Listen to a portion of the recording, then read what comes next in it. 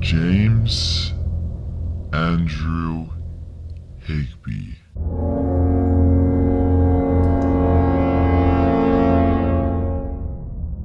Brown hair, 6 foot 17 inches, born on a cold Thursday evening behind the chocolate fountain at Golden Corral. Some think he's just a myth, others believe he has been foretold for centuries. But now, for the first time ever, we have the access and the evidence to discover who this man, the legend, truly is.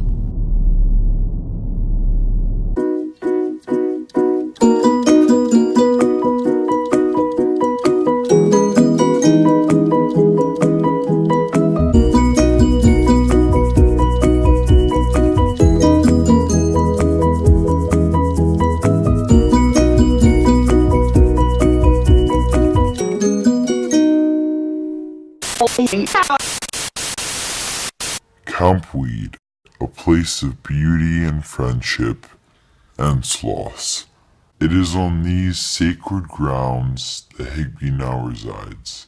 A few brave souls shared their experiences with us. I don't think I ever actually hired him.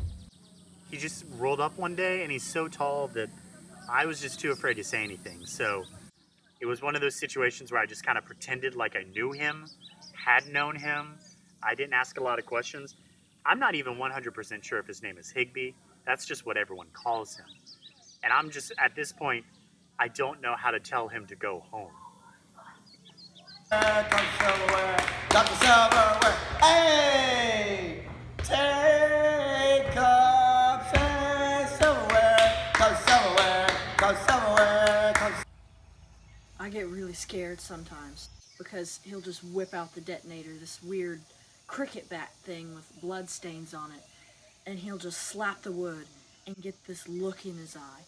He goes off at night, and I don't know if he's hunting armadillos or doing this rejuvenation process. He threatens to crush us under his shoes. It is scary. He told us the story of Catherine, the moss lady, flipped on the lights, and that's how good the story was, because he got scared himself. His story was so good, he actually peed his pants. It was that good. He tries to perform this ancient ritual, and I think it kind of goes like that, maybe. I have no idea. I don't know what it means. Nobody really does. Well, I was just walking back to my cabin one night, and I heard these, as I was walking back, I heard these size 16 footsteps behind me, and right as I turned around, I heard the sound of a dab, and there's nothing there. It's really weird. Sometimes he acts like he's 70, 80, even 100 years old. He'll mention things from like the early 1900s, and it's just like, wow, he's so wise. He's like 100 years old. Hey man, I'm not here to judge. I'm also too scared to ask. Somewhere, come somewhere, come somewhere, come somewhere. Sometimes he just does things that no one else should be able to do, but he just does them. And I don't know if that's because he's a man-child or not, but he doesn't. He's looked the same for 10 years, and I don't really understand. It's really terrifying. One time I saw him just fly. He started flailing his arms around, and he put his elbow really close to his face for some reason, and he buried his face into his arms, and his hair just started going everywhere. He started flying. His hair started flapping like bird wings, and he just made eye contact with me, and it was the most uncomfortable thing I've ever been a part of. I really don't understand. He's not human. That's all I'm saying. He's not. I don't know what he is. I don't believe in aliens, but I believe in Andrew Higbe.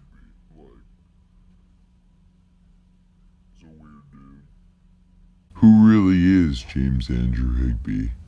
What is he hiding? Why is he here? And what does he want from us? We have to find out before it's too late.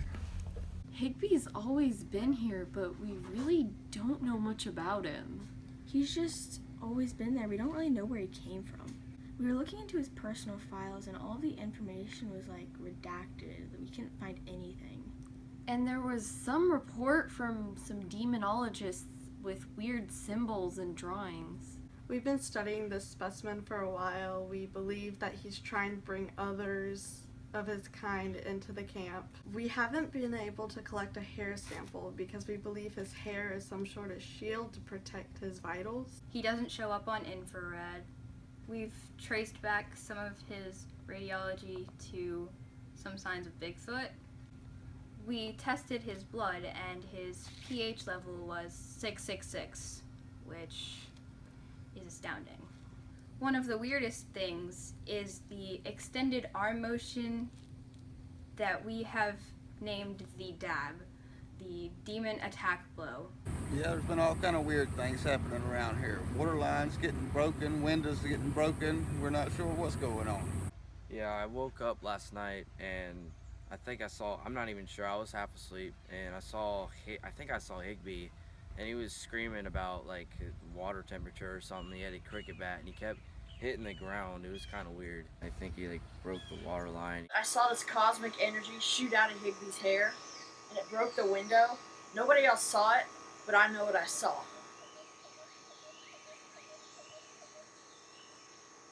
It's crazy. So, I haven't really ever met Higbe, this Higbe character before. Have you? No, I haven't. Well, and so one night we were both sleeping in separate locations, and Higbe, this Higbe person, came to us in our dreams, almost like an angel came to Jeremiah. Right, very vividly in our dreams. Very vividly, and he had a unicorn horn in his hand, but not on his head, like a sword. Higbe came to me, and he was trying to get me to follow him in this thing, and I haven't perfected the. I think you were showing me it. They called it a doob? A doob? A daub. A daub. That must be it. And I think you just I think you kind of go like that. Okay. But I don't. I think you're on it. But you know what I saw? I was watching Lion King, and one of the bowls that was Rafiki was using looked exactly like the bowl cut, like would have fit his bowl cut exactly in the dream that we had. That you had. That I had. You didn't have it. Well, I mean, You I was just talking said about you didn't have it. That's true. I was talking about the other dream that we had. Oh, yeah, exactly. I just like to stay in my office and type letters to parents, that kind of thing. Every once in a while, he gets a little bit aggressive. That's when I like to go home and hide.